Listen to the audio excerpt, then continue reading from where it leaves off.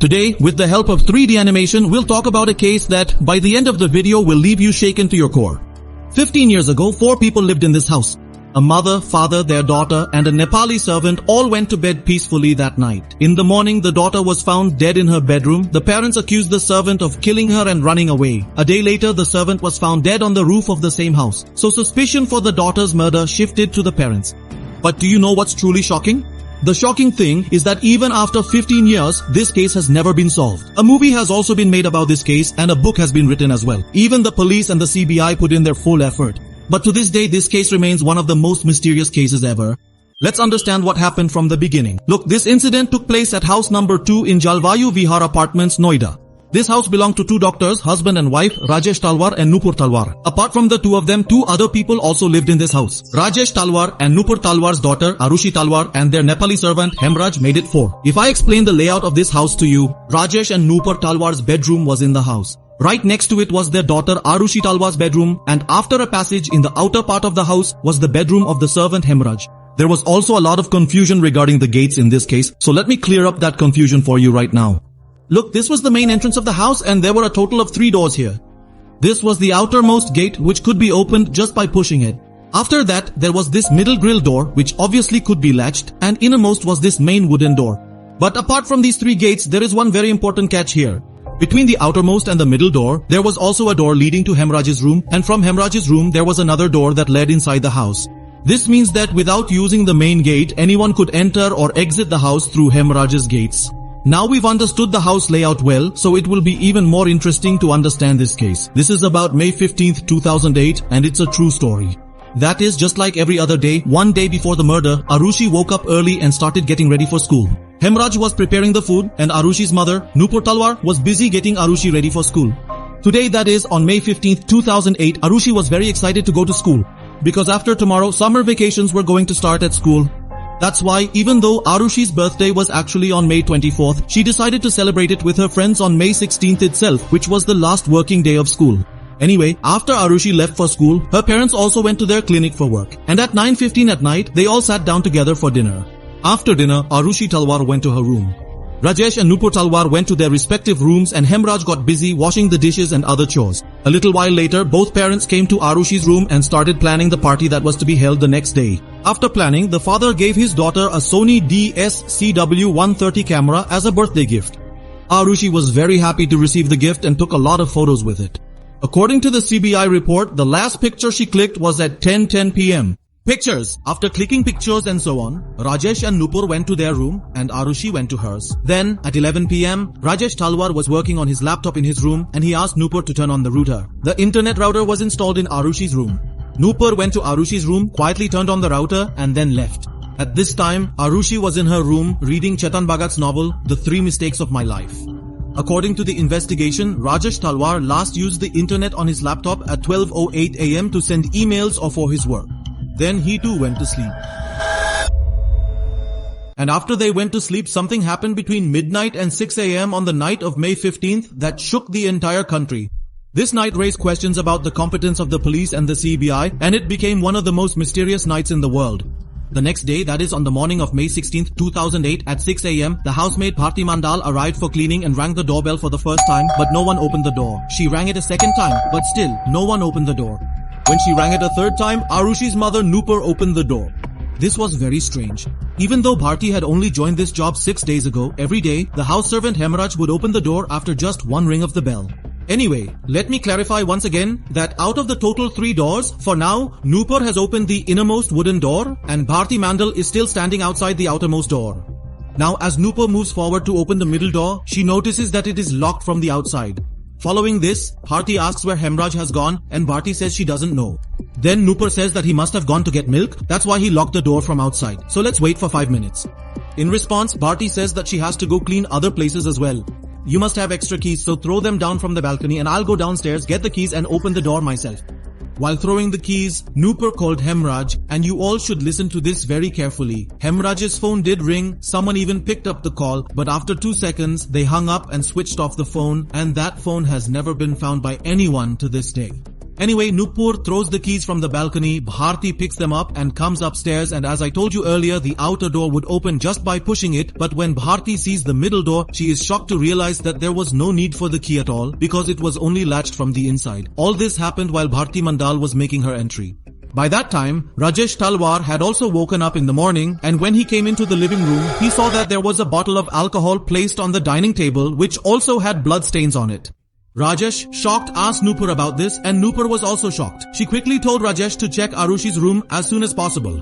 Arushi's room had a door that could only be opened from the outside with a key, and after locking the door, Nupur would always keep the room's key on the bedside table in their bedroom. But today, after seeing the liquor bottle, as soon as Rajesh headed towards Arushi's room, he saw that the room's door was wide open. As soon as he entered the room, the ground slipped from under his feet. He started screaming and shouting loudly. Meanwhile, Nupur also arrived there, and she too couldn't believe what she saw. At that moment, Bharti also heads towards the room, and Nupur, pointing towards Arushi's bed, says this. Look at this. See what Hemraj did before running away. And in Arushi's room, on the bed, Arushi was lying dead, soaked in blood. She had been struck on the head with something, and her throat had been slit. After this, Bharti asked for permission from the Talwars to inform the neighbors, and they gave her permission, and this turned out to be the biggest mistake in the entire case. Or perhaps it was a conspiracy to destroy evidence. Who knows? Bharti gathered all the neighbors at the crime scene, and Virendra Singh, the security guard of the society, called the police. When the police arrived at the scene, they saw that about 15 people were standing in the living room, 5 or 6 people were in Rajesh and Nupur Talwar's room, and there was no one in Arushi's room. The point is that at this crime scene, where the police could have immediately found all the crucial evidence and where outsiders should not have set foot at all, the crowd had completely destroyed the integrity of the scene. All the fingerprints and other evidence had been utterly compromised. As soon as the police arrived, Rajesh Talwar told the officers that Hemraj had committed the murder and fled, and that he should be arrested as soon as possible. Allegedly, Rajesh Talwar even said that he would personally give 25,000 rupees if the police went to Nepal and caught him immediately. So the police also came up with their own story, that on the night of the incident, the servant Hemraj, after drinking alcohol, tried to force himself on Arushi, and when Arushi resisted, he killed her and ran away. Based on this theory, the police declared it an open case, put a reward of 20,000 rupees on Hemraj, and sent a team to Nepal. Although the crime scene, that is Rajesh Talwar's house, had been completely destroyed and thoroughly compromised, the police still proceeded to hand over fingerprints, Arushi's clothes, as well as the bedsheets to the forensic team for further examination and analysis. During the investigation of the crime scene, the police found bloodstains on the stairs leading to the terrace, but the terrace door was locked. So, the police asked Rajesh Talwar for the key. Rajesh Talwar stayed in his room for quite a while, supposedly looking for the key. And when the police asked for the key again, he got agitated. He started saying that the murderer Hemraj is sitting in Nepal and you all are wasting time by going to the terrace. According to CBI reports, when the police officer was later asked why he didn't check the terrace on the first day, he said that it was very hot near the terrace gate, so he came back down without waiting too long. On May 17, 2008, that is one day after Arushi's murder, Rajesh and Nupur left for Haridwar to perform the last rites while the police continued their investigation. A retired police officer, K.K. Gautam, who had come to the crime scene at someone's request, took the bloodstains on the CDO seriously, and when the key could not be found, broke the lock on the terrace door. As soon as they reached the terrace, around 10:30 in the morning, what the police officers saw left them shocked. Hemraj's body was lying there, and he had been killed in the same manner as Arushi. Rajesh and Nupur Talwar were called back to confirm the body. At first, Rajesh refused to identify the body, but after getting confirmation from Nupur as well, he agreed that yes, this was indeed Hemraj's body.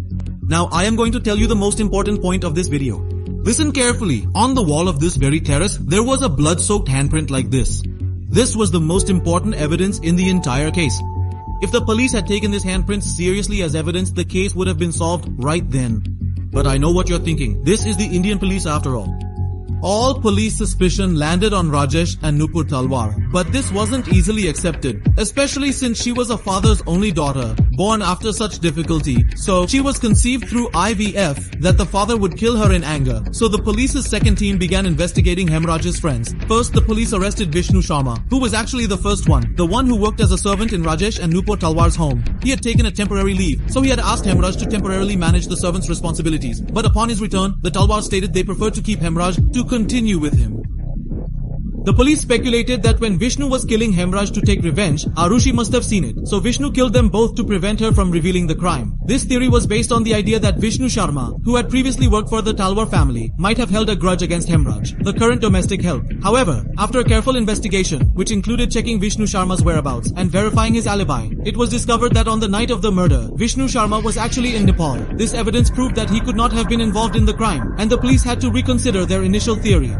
Taking all these things into careful consideration, and after thoroughly reviewing all the evidence and circumstances surrounding the case, on May 23, 2008, which was a significant day in the investigation, the police, acting on the information they had gathered up to that point, made the decision to arrest Rajesh Talwar, who was the father of Arushi Talwar and a key figure in the ongoing inquiry.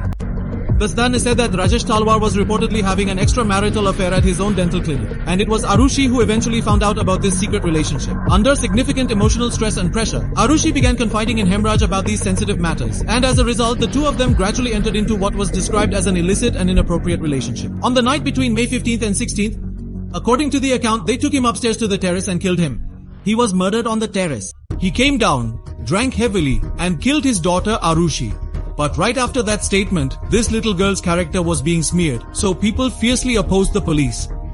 The police, feeling the pressure, altered their testimony, claiming Arushi had found out about an extramarital affair at Dr. Rajesh Talwar's clinic and began blackmailing him, which led Rajesh Talwar to kill his daughter Arushi.